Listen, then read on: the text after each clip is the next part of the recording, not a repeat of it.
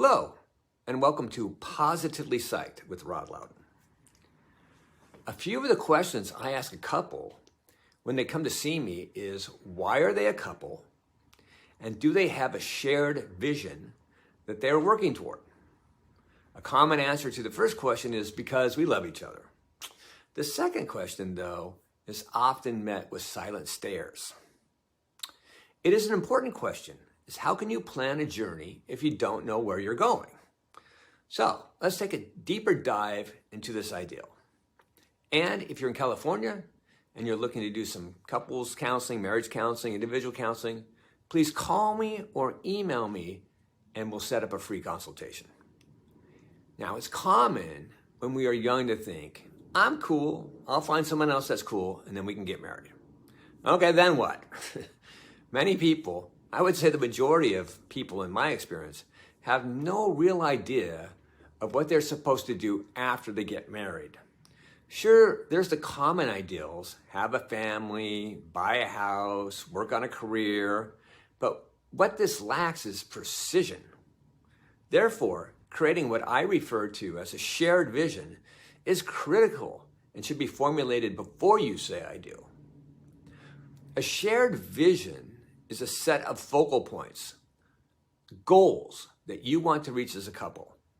After all, if you can't agree as to the purpose and course of the relationship, how are you going to move forward? Too often, couples don't clearly define why they are in a relationship with each other and what they hope to achieve as a team. So with this in mind, here are 3 areas to discuss with your partner. We are very old. We are lying in bed holding hands. We have hours to live. What will we look back on as being the most meaningful things we accomplished as a couple? Think of a puzzle maze. It's much easier to find the right path by starting at the end and then working back to the start. Thus, speculating about what you will consider to be the greatest accomplishments of your relationship in the last minutes of life will help you to find what you ultimately want to achieve through your partnership.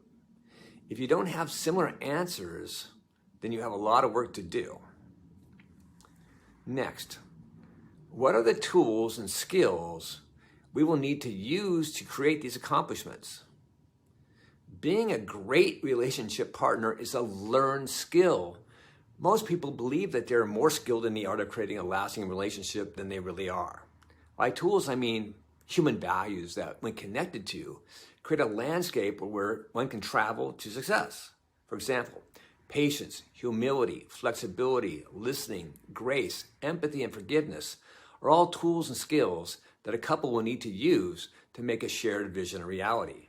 Identifying what you have and don't have in regard to tools and skills as individuals in a couple, and then how that affects your ability to team together is critical.